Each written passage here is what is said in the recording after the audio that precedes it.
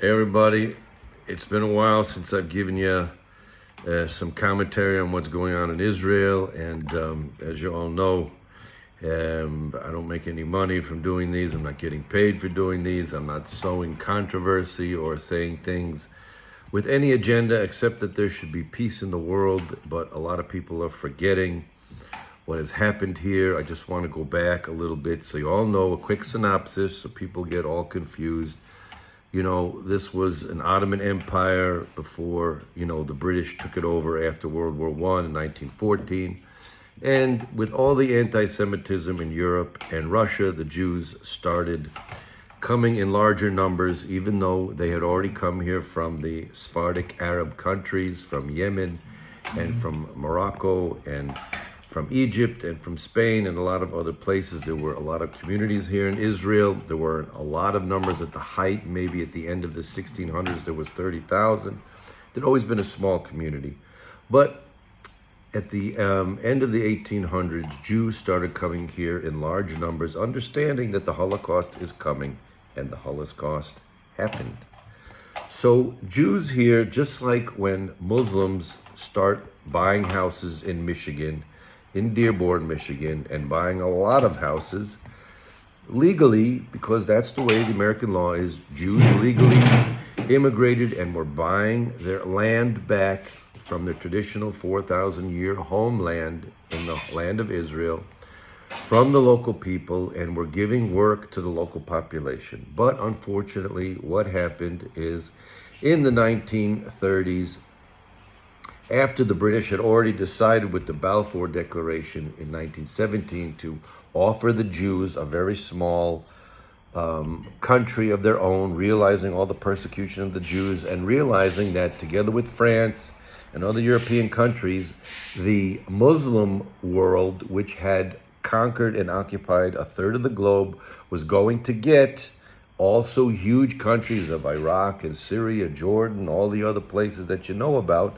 They said, let's give this little piece of land the size of New Jersey to the Jews. So the Jews legally bought, immigrated legally, they came here. And then the British, what did they do? They said, wow, a lot of these Muslim countries discovered oil. And we want that oil. And you know what? I think we're going to throw the Jews under the bus because we want the oil. And the good people who had already passed away, Mr. Balfour was not already in the picture. And so they threw the Jews under the bus. And who ended up suffering was the poor local Arab population who wanted the Jews to come because the land was desolate and they were getting work. But the jihadist, radical Islamic leaders here in Israel that already committed terror in the 1920s, the horrific Hebron massacre of 1929, where they massacred the Jews, that was already starting to happen because the British were letting it happen in the land of Israel. And that's when everything started getting bad.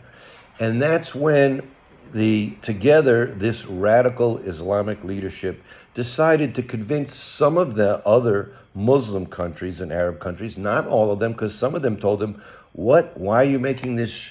Everyone knows from the Quran, the Jews, the land of Israel is there. Why are you making it a jihadist religious war?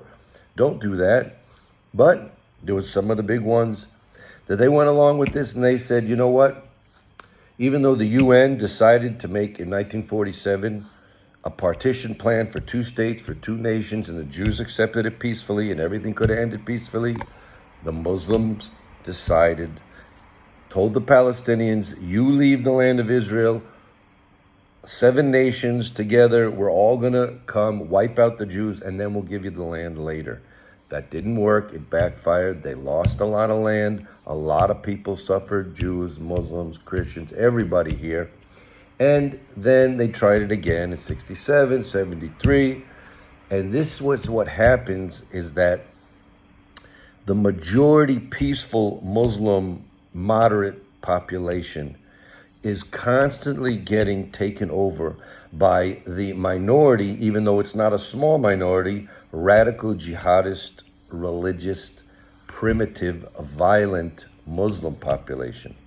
Now, the sad thing about what's happening today with Trump and everything that's going on is the only way these people can actually break free from the grip of the 40 years of Iran funneling money into Gaza, into the West Bank, into Lebanon, into Yemen, and into destroying these countries by supporting terror. The only way these people can break free is when Israel and America together with the moderate Muslim countries will support them and get this off of their back, because as you see, as the Iranian people tried in Iran, they are ruthless in killing their own. And the UN just reported how Hamas is so ruthless, killing any Palestinian that tries to even build any bridge for peace. And that's why you don't have barely any of these Muslims that are able to speak out. And that's why you have the Lebanese and the Christians in Lebanon are very afraid, because they suffered from terrible terror in Lebanon when their country was taken over. Now Israel had to risk so many lives to weaken Hamas in Gaza after the October 7th massacre, after they tried to let them have their own country to rule. It became a terrorist state. They had to lose so many soldiers in Lebanon because they were invading the northern border, the Lebanese, and also you just have to say it's the Lebanese. You don't say Hamas in Gaza, it's the Palestinians of Gaza. You don't say Hezbollah of Lebanon, you have to say the Lebanese, because if the local population doesn't take responsibility for taking out the terror amongst themselves, like the Jews, when people take law into their own hands in Israel, people stand up, the army puts them in jail, and people say, no, we're not going to do things that way. Okay? There's nothing to compare. There's no really Jewish terror. If it happens, it's minimal, and everyone here yells and says, no, that's bad. Okay? So the Israel and America began weakening this Iranian regime, which they're the ones who keep the Palestinians hostage under terror. They keep Lebanon as hostages under the Hezbollah terror. They keep Yemen under terror. And they tried it in Syria. Israel worked hard to get them out of Syria, and with the support of America. And now there was such a big opportunity to bring freedom and peace, because Jews in Israel already have 20% Muslim, full-fledged citizens in the land of Israel, in the state of Israel, and are prepared to take a lot more people as citizens. But it has to be clear to Jews that these are not populations that are ready to do October 7th, and there's no Israeli convinced of that. There were a few Israelis convinced of that before Oslo, and they saw that what they did was wrong. There was a few Jews in Israel before October 7th that said, you know what, maybe we know that there's terrorists and there's a lot of bad people, but what about the few good people? Let's help them. Everyone wants to help them, but you cannot commit suicide to help them.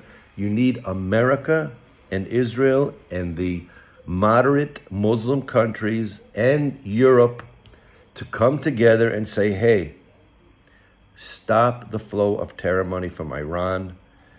You cannot give them the money back. This is what the Biden administration did. That's why we got October 7th. That's what Obama did. It is a catastrophe.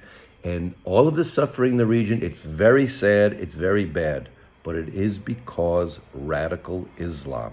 It's not because of the Jews. Look around the globe, people. Look to see how many terrorist acts you see in other countries committed by Jews. No. Why do the Jews get beaten up? Because everyone knows Jews are the people of the books. We like to read, study, pray, take care of our families. Jews are not the ones going out, burning up police cars, causing terror attacks all over the world, making 9/11, and making all of the other Muslim civil wars where they kill each other, okay? So wake up, people. This is what's been happening here. This is the truth. In a short summary, just so you don't forget, for a lot of people getting confused by the J.D. Vances and the Tucker Carlsons that are trying to throw Israel under the bus, I just want you to remind you all what happens to the countries like England when they threw Israel under the bus. That whole empire crumbled. It's happened over and over again. And if America will throw Israel under the bus, Israel will survive, but America won't.